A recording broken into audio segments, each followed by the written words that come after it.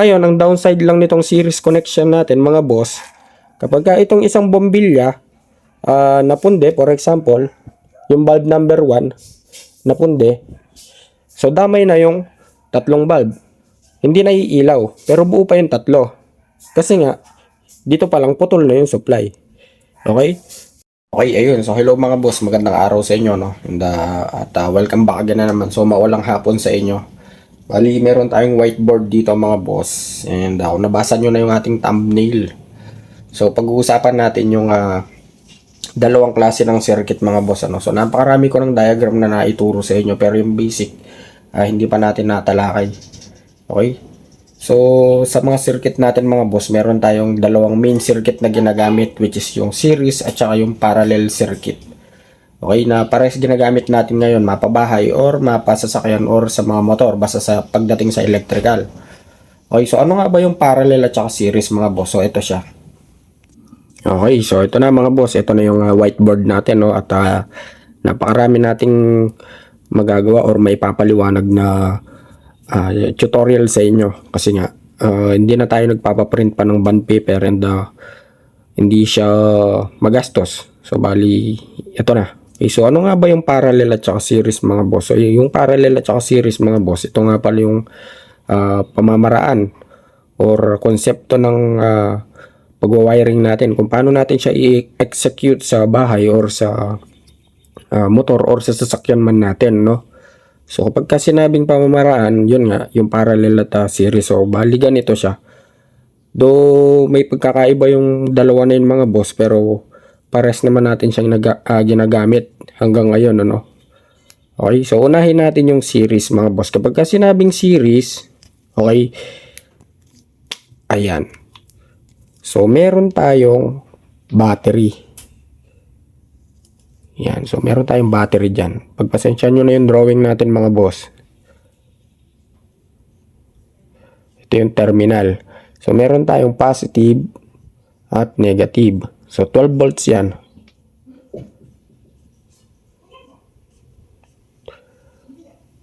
Volts battery.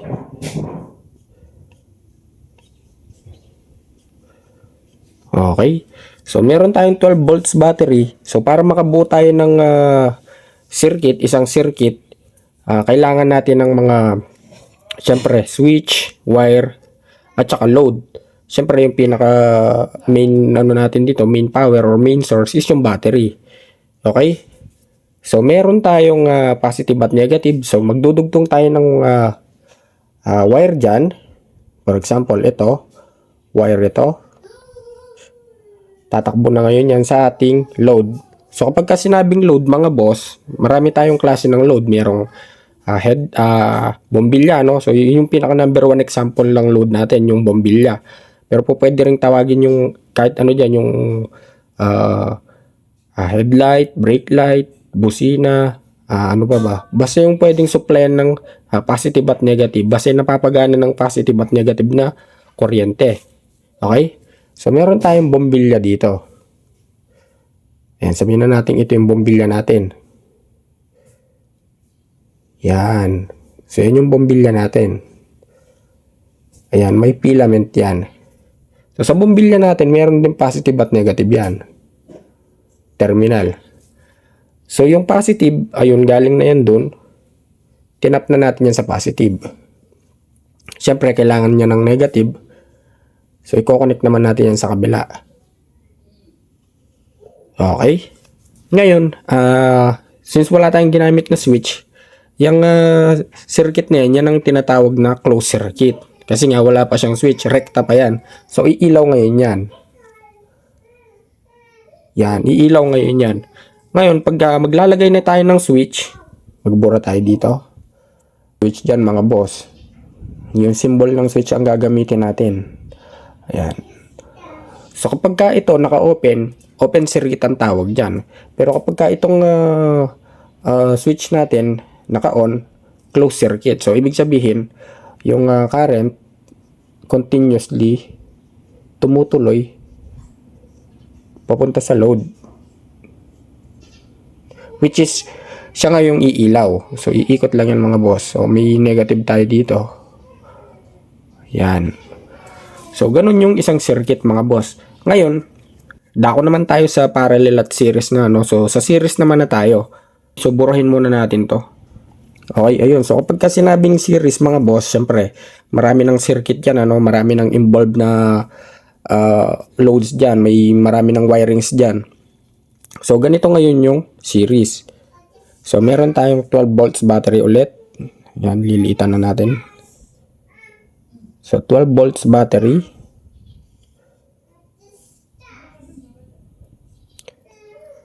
Ayan, meron tayong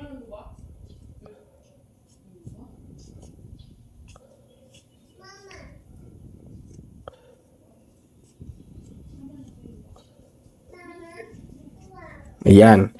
So, meron na tayong 12 volts battery. Siyempre, meron din tayong positive at negative dyan. Ngayon, since nga series yung gagawin natin, magdudugtong na tayo or mag-a-add na tayo ng maraming loads. For example, 4 na loads. So, sa positive, andyan pa rin yung positive, pero lagyan na natin siya agad ng switch. Ayan. So, may switch na siya. So, kapag ka naka-open siya mga boss, ibig sabihin, hindi siya connected. Pero kapag ka itong linya na to, nakadikit dun sa dot na yon, dun pa lang siya connected. Okay, so dito na natin ilagay yung mga bulbs. So, for example, 4.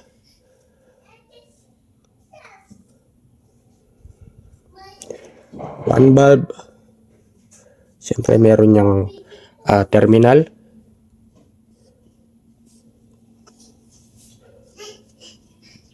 Two bulb. Bombilya mga boss.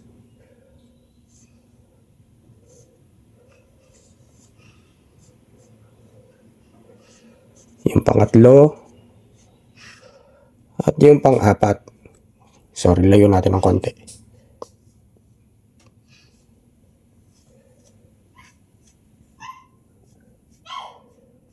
Okay, so ayun yung pang-4 natin na bombilya. Ngayon, dito na papasok yung series connection natin mga boss. So, dito, sa mga bombilya natin, meron tayong tinatawag na reversible dyan. Ibig sabihin, hindi niya kailangan wala siyang specific positive and negative. So, ibig sabihin, kahit anong terminal lang mapasukan dyan, iilaw at iilaw pa rin yan. Okay, so doon compatible yung series natin mga boss. For example, yung positive na galing dito sa ating battery, sa may yung wire na positive galing dito sa may ating battery, ayan nga. So, i-connect natin siya ngayon dito sa isang bulb.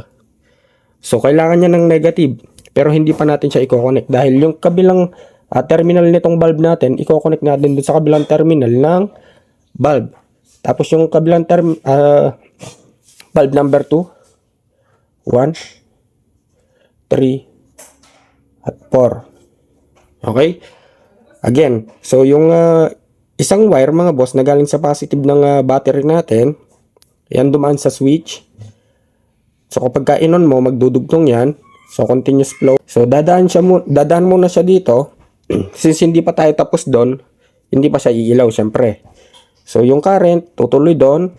Tapos lilipat sa bulb number 2. Iilaw din yung bulb number 2.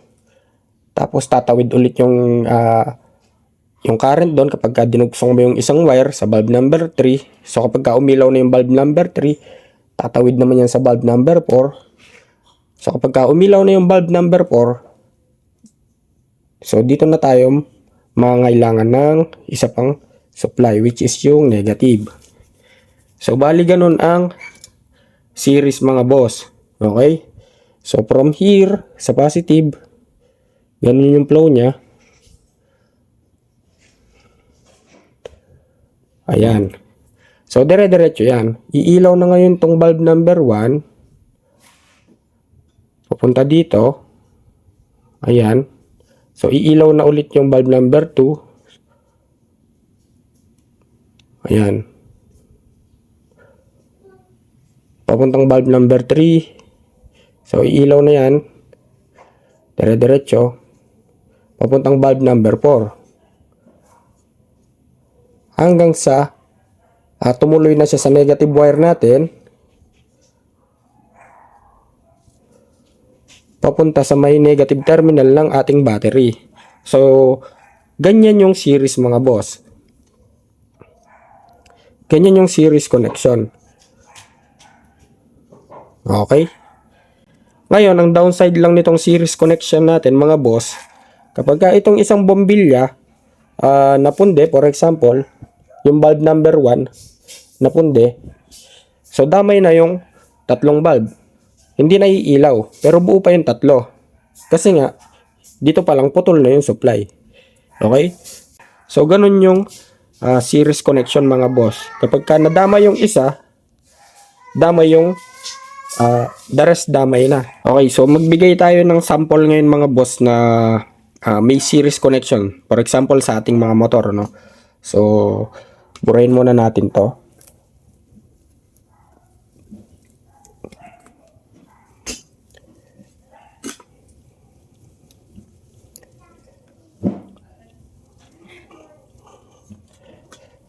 Ayan. So, gagawin nating example ay yung motor, yung brake light mga boss at saka yung push start. So, since connected yung dalawa na yon, hindi ka makakapag push start kapag pundi yung bombilya mo, yung brake light mo. So, may mga motor na gano'n, okay? So, imagine, may battery tayo dito. Battery.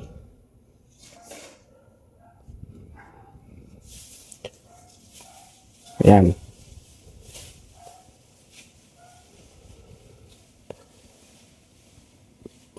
volts.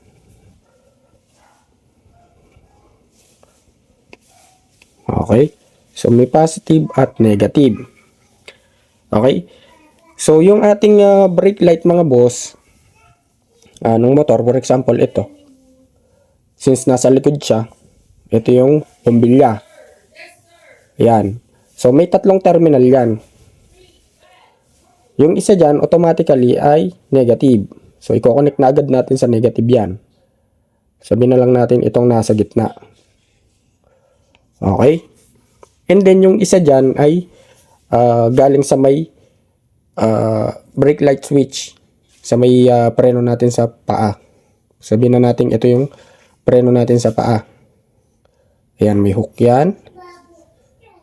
At ganyan yung forma niyan. Ayan. So ito, meron tayong micro switch dito. At may dalawang wire to. Okay? So itong isang wire ay galing dito sa may susian ng motor. For example, ay dito. So meron tayong ignition switch dito.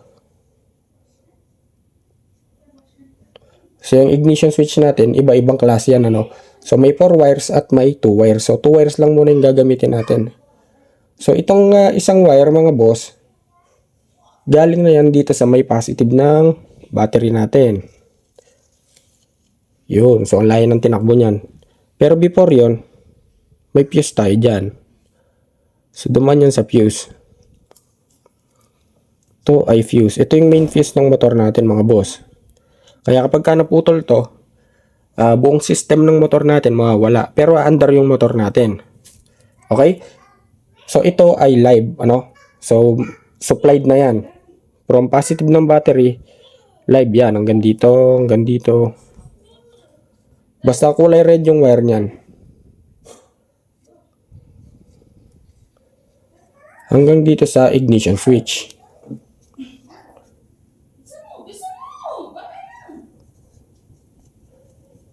Okay.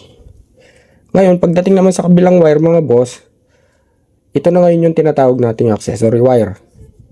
Okay, itong isang wire. So, iba-iba nga pala yung kulay niya, no? Depende sa brand ng motor. So, kapag naka-on na yung motor, yung ignition switch,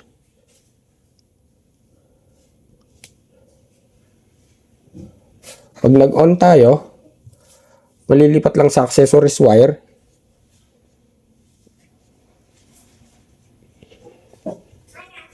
Yung supply. So, ayan, continuous na yan. For example, nag-on na tayo ng susian. So, masusupplyan na lahat yung mga nakakonect dyan. Ngayon, kapag magpepreno tayo, since may bombilya tayo doon, Ayan, kumuha ng supply yung ating micro switch sa foot brake. Ito yung foot brake, yung tapakan sa paa. So kapag binatak niya to, tinapakan natin, magkoconnect yung dalawa na yan at lilipat lang sa kabila. So ito na ngayon yung magsusupply ng positive dito sa may bombilya natin. Okay? So iilaw na ngayon to. And then itong isa naman ay park light lang to. Ito yung tail light natin kapag kagabi.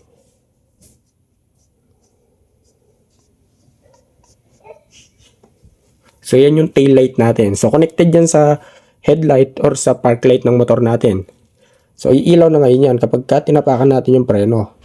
Ngayon, may mga motor nga mga boss, tulad nga ng sinabi ko, na connected dito, which is nakaseries siya dito. Katulad na lang kapag tinatapakan natin yung preno, hindi natin siya may start hanggat hindi umiilaw yung preno, di ba? So pansinin niyo may mga motor na ganoon. So for safety purposes, kailangan mong pigain or tapakan yung preno para mapa-start. So ganito naman yung wiring nun. Okay? So meron tayong starter dito. Sabihin na natin ito yung ating starter motor. Yan, bilog yan. So may positive at negative yan. So yung isa, since nakatap na yan sa chassis, yan yung pinaka-source ng ground niya or negative, yung chassis. And then yung isang wire nito, tatakbo na ito sa positive terminal ng battery.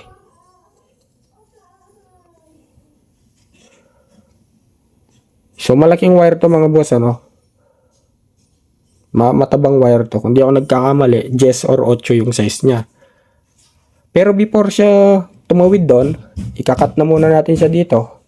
Meron tong starter relay.